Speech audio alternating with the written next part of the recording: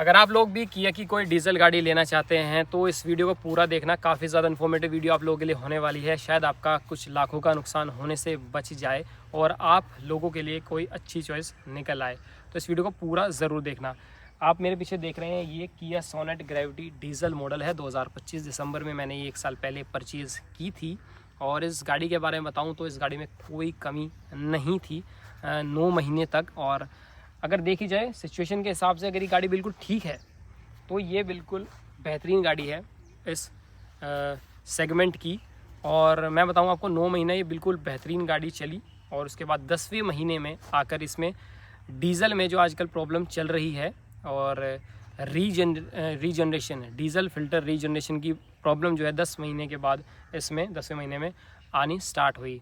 चलिए, रीजनरेशन का इसमें मैं आपको बताता हूँ रीजनरेशन क्यों आता है। जब मैं कंपनी में गया तो उन लोगों ने बताया कि इसमें जब भी आप लोकल में गाड़ी ज़्यादा चलाते हैं या गलत डीज़ल इसमें डल जाता है तो डीज़ल फ़िल्टर रीजनरेशन के लिए इसमें एक प्रोसेस है 15 मिनट का, जो आप कंपनी में जाएंगे एजेंसी में तो वो इसे रीजनरेशन पर लगाते हैं और 15 मिनट के बाद आपको गाड़ी दे देते हैं। उसके बाद उनका कहना है कि ये 2 से 3 महीने तक ये प्रॉब्लम नहीं आती। लेकिन मेरे साथ ये प्रॉब्लम जब पहली बार आई तो मैं एजेंसी गया तो उन्होंने मेरे को रीजनरेशन करके इसको दे दिया।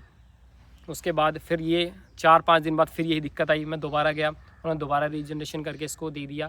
और फिर मैं तीसरी बार गया, तीसरी बार भी उन्होंने रीजनरेशन करके दे दिया। जब मैं चौथी बार गया तो उन्होंने कंपनी में कुछ बात करके इसका जो मैनिफोल्ड है वो साफ़ किया और 2 दिन तक गाड़ी रखी।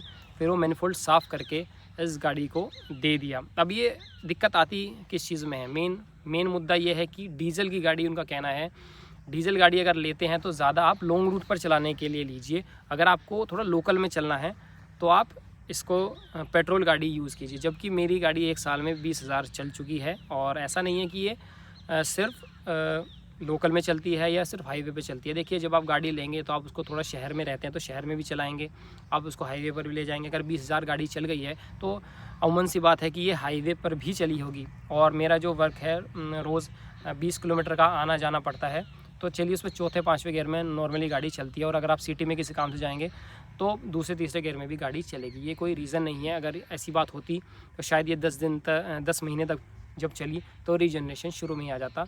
तो और वो बात सारी ये है कि रीजनरेशन का कोई इतना बड़ा मुद्दा लोकल से मुझे नहीं लगता है। और डीज़ल की बात करें कि सही और गलत डीज़ल का, देखिए हम अंदर चेक तो नहीं कर सकते कि डीज़ल क्या सही डल रहा है या गलत। और अलग अलग हमें पेट्रोल पंप से, अगर हम कहीं बाहर भी जाते हैं लंबे रूट पर, तो वहाँ भी हमें अलग अलग पेट्रोल पंप से इसमें डीज़ल डलवाना पड़ेगा। तो सही गलत की पहचान तो हम शायद नहीं कर पाएंगे। और इसमें एक अपने आप रीजनरेशन का ऑप्शन आता है कि आप अपने आप रीजनरेशन कर लेंगे तो वो भी हो जाता है। लेकिन आप ये बताइए, अगर आप कहीं कुछ काम से अर्जेंट जा रहे हैं और आपको रीजनरेशन आप खुद कैसे करेंगे? 25 मिनट रोक के और उसको वहाँ पर लगाएंगे रीजनरेशन पर, बीच में हाईवे में खड़े होके, या आप खुद से रीजनरेशन करेंगे इसको, तो वो भी समय नहीं हो पाता। कि एक बताया जाता है कि तीसरे गियर में आप इसको 65 की स्पीड पर चलाएंगे, चौथे में तब भी रीजनरेशन हो जाएगा। आपको कहीं अर्जेंट जाना है तो आप 65 की तीसरे की स्पीड पर कैसे से चला पाएंगे? तो मतलब ये कंडीशन एक कस्टमर पर लागू नहीं होती है। तो चलिए, 4 बार रीजनरेशन करवाने के बाद और फिर चौथी बार मैनिफोल्ड क्लियर करने के बाद जब दोबारा फिर इसमें यही जो प्रॉब्लम है वो आई, तो फिर मैं दोबारा एजेंसी गया तो उन्होंने कहा कि डीपीएफ फोल्डर, जिसकी वजह से ये रीजनरेशन वाली दिक्कत होती है। क्योंकि डीपीएफ होता है क्या है, इसमें कंपनी ने कुछ इस तरीके का डीपीएफ लगाया है कि वो पोल्यूशन कंट्रोल करता है। और जब लोकल में कम आरपीएम पे गाड़ी चलती है तो कुछ जो धुआं है वो जमा हो जाता है डीपीएफ पे और वो नहीं हट पाता, जिसके लिए हमें मतलब रीजनरेशन किया जाता है। या आप हाईवे पर गाड़ी लगाएंगे, तेज़ गाड़ी चलेगी तो थोड़ा साफ़ हो जाता है। लेकिन ये सब जो चीज़ें हैं ये फेल हुई इस गाड़ी पे, क्योंकि जब भी 4 बार रीजनरेशन आया तब 4 बार मैं हाईवे पर ही था। अगर बात लोकल पे चलने की होती तो शायद वो रीजनरेशन नहीं आता। इसमें कुछ बड़ा ही फॉल्ट था। चलिए, मैं किया की थोड़ी तारीफ़ करूँगा कि इन्होंने हर बार मुझसे बात की, मेरी प्रॉब्लम को सोल्यूशन करने की बात की। मैं ये वीडियो किया को ब्लेम करने के लिए नहीं लगा रहा हूँ, उनकी मैं तारीफ़ करूँगा कि उन्होंने मेरी बहुत हेल्प की। सब चीज़ें बढ़िया, उनके सर्विस अच्छी, जब भी मैं उनके पास जाता हूँ तो उन्होंने हमेशा कोऑपरेट किया और मेरी हेल्प की इस गाड़ी को उसमें। तो फिर मैं वर्कशॉप पे गया, क्योंकि यहाँ पर कोई वर्कशॉप नहीं थी।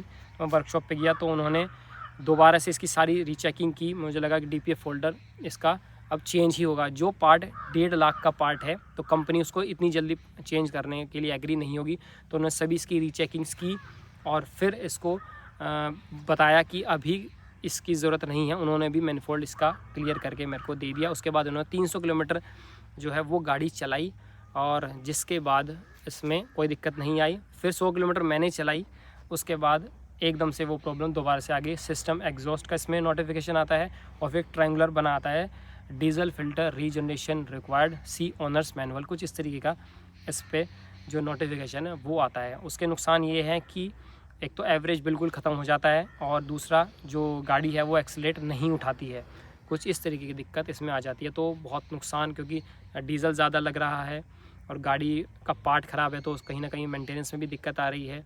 और जो बाद में मेंटेनेंस होती है उसमें जो 300-400 किलोमीटर गाड़ी चलाई जाती है उसमें भी डीजल गिरता है, तो कहीं ना कहीं वो कस्टमर का ही नुकसान है। तो मैं आपको इस वीडियो के थ्रू यही बताना चाहता हूँ कि अभी तो मैं प्रॉब्लम चलो मेरी चल रही है, सोल्यूशन होगा या नहीं है, मुझे सेल करनी पड़ेगी गाड़ी। और मैंने ये गाड़ी push button start, diesel, LED lights के साथ इसीलिए ली थी, 1 लाख रुपये ज़्यादा खर्च करके, सीट कवर, डैश कैम वगैरह। और डीजल गाड़ी ली थी कि चलिए बस ज़्यादा चलना पड़ता है तो डीजल गाड़ी लेंगे, लेकिन शायद वो उल्टा पड़ गया। अब मैं इसे सेल कर रहा हूँ तो बहुत कम रेट इसके मुझे मिल रहे हैं और अब फंस गए हैं। अगर दूसरी गाड़ी लें तो कम रेट इतने मिल रहे हैं और इसे चलाएं तो कहीं ना कहीं जो एवरेज है वो बहुत लो हो रहा है।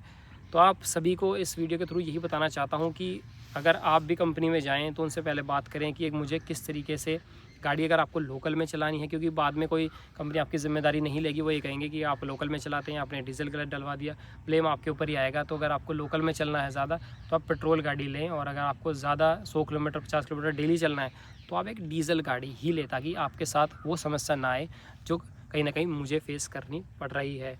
तो इस वीडियो के थ्रू मैं आपको इन्फॉर्मेशन देना चाहता हूँ। अगर आपको ये वीडियो अच्छी लगी तो इस वीडियो को लाइक एंड शेयर कर देना उन लोगों के साथ जो डीजल गाड़ी लेना चाहते हैं या ऑन कर रहे हैं या जिसके साथ ये प्रॉब्लम आ रही है। तो कमेंट करना अगर आप लोग जो हैं जो डीजल गाड़ी ऑन करते हैं और आप सभी के साथ भी ये दिक्कत आ रही है, तो कमेंट करके मुझे ज़रूर बताना। ऐसी गाड़ियों से रिलेटेड और इन्फॉर्मेटिव वीडियोज़ आप सभी के लिए लेकर आता रहूँगा। तब तक के लिए नमस्कार।